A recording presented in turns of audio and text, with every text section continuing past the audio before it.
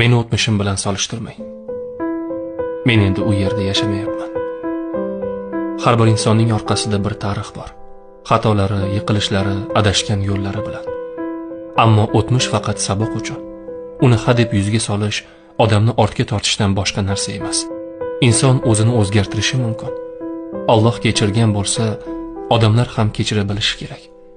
Shuning uchun o'zing oldin kim eding deya bugungi tanbehimni, bugungi to'g'ri gapimni inkor qilish adolatdan emas.